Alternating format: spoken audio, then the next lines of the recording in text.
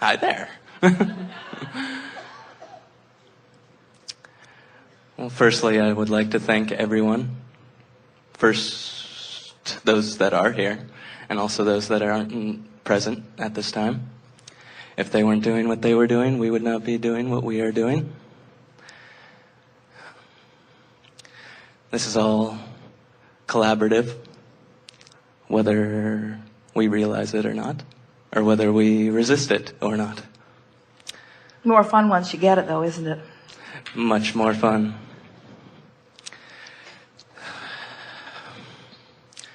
So I guess firstly I would like to mention I first came and saw Esther and Jerry just over a month ago in San Francisco. I was present for that, very thankfully.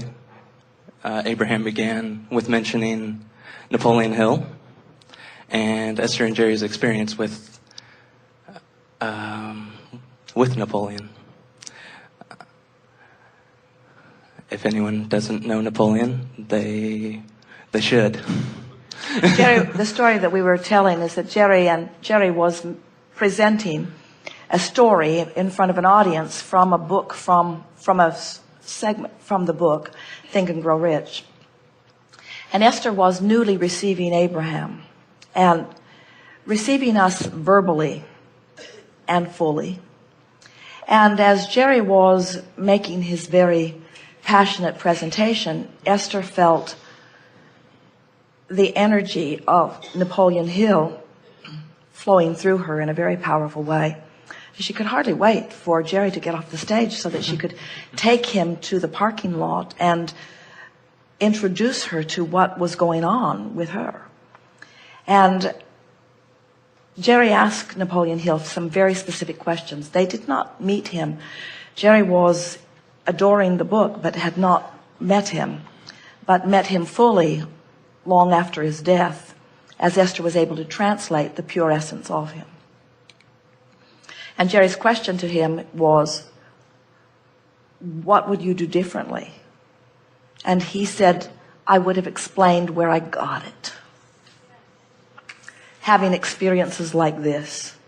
And Jerry said, why did you not? And he said, it wasn't the right time. People weren't ready. The book would have never been published. So he had actually taken things out that had been written in the book in order to please a publisher. Yes. Thank you for bringing the them up to synopsis. speed. Yes. So right. what is pointed within you here and now? In other words, with all that you know and all that you are, what is culminating here? What are you reaching for? How can we prepare or add to the bridge to bring you closer to the fullness of who you are? What can we do for you? What question do you have for us? I'm interested in expanding the idea of the wellness of our planet and the aliveness of our planet, and in particular the growth of our planet from its incubation in an early solar system to the present day. And I've come in contact with an idea from YouTube that explained that the oceans that we are now sailing upon have grown into being as they are today. They weren't always the size they are, and they will continue to grow. New rocks are being formed in the mid-Atlantic and near where I live, which is deemed the Ring of Fire. I live on the West Coast of the United States, and we are intimately connected to the events that happened in Japan recently. And I'm not bringing that up to dwell upon anything negative. I would like to hear an expansion of the idea that our world is expanding. Our physical world is expanding. It's growing in size. Well, everything is expanding. Nothing can stand still, and nothing can move backwards. And so it's accurate in the sense that with every thought that joins every thought, that there is expanded thought. In other words, and it's not just a perceptual thing, it's a manifestational thing, which of course is perceptual. The most significant thing that we want to respond to in close response to what you are offering here is that the basis of this planet upon which you are standing is one of utter well-being. That because of the consciousness, and we're not just talking about human consciousness, we're talking about the consciousness that is present in every atom, in every particle, in every being, in every piece of rock, in every piece of dirt, in every piece of flora or fauna, and in humans too. The consciousness that makes up your cellular structure, the consciousness that is the basis of all that exists, that consciousness has a vortex version, because every particle of consciousness explores variety, whether you are a genius human or whether you are a one-celled organism or something that can't even be defined by human standards.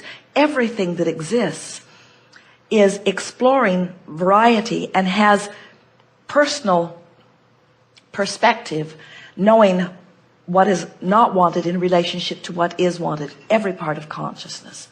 So this vortex version, while it is something that you cannot see, while it is something that you can sense, while it is something that we talk incessantly about in order to help you find vibrational alignment with it, there is a vortex version of your planet. There is a vortex version of your ocean. There's a vortex version of every drop of water that exists. There's a vortex version. And that vortex version, in every case, just as you described, is new and expanded and bigger and better. It is weller. It is weller than the physical existence from which it is sprung forth. So you do not need to worry about the well-being of your planet, and it is not something that as humans you ever need to orchestrate.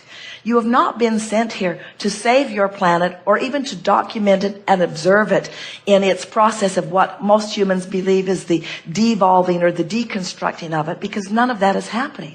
But you do have to acknowledge, in other words, if you are to be the joyful creator that you've come here to be, you have to acknowledge the existence of the vortex. And when you acknowledge the existence of your personal vortex and you figure out how to align yourself with the energy of it, then and only then will you be able to observe your planet through the eyes of Source. And then and only then will you be able to understand that this expansion that you are talking about is not necessarily a physical expansion. It is the expansion, it is the co-creative components that are intertwining with one another for the creation of new things.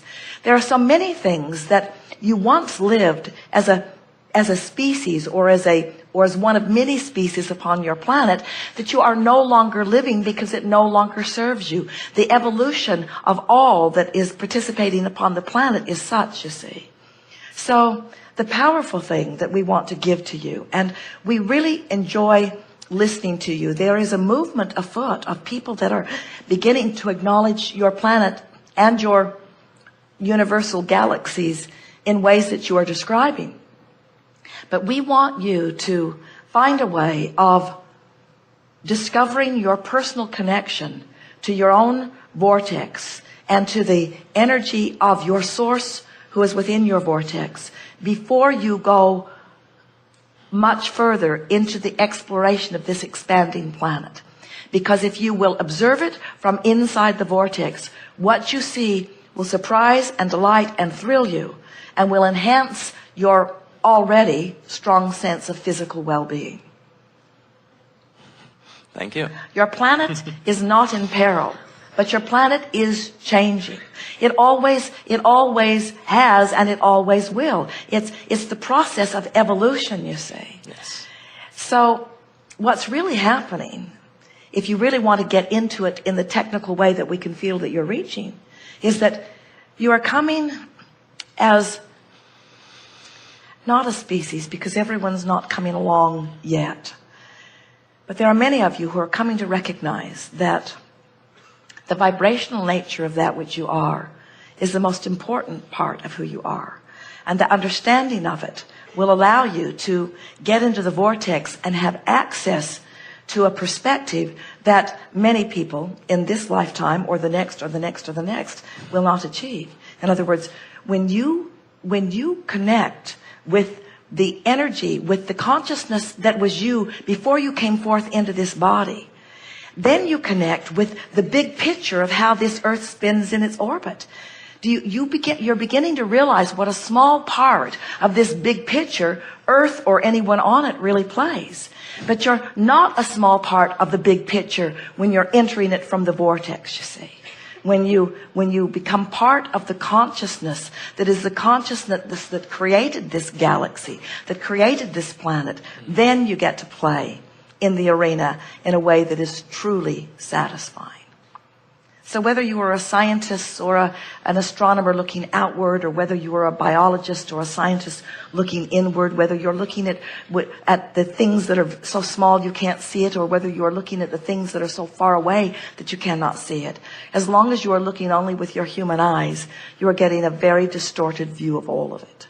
But when you begin to practice the vibration from inside the vortex and you begin to take a look, then you gain insights. Then you have knowledge. You have knowledge that you can't confirm with your tools necessarily, not yet, but you have knowledge because the larger part of you knows these things. And as you dwell in the vortex with the larger part of you, you know them too. And then you, like us, begin building bridges for others to see. Yes?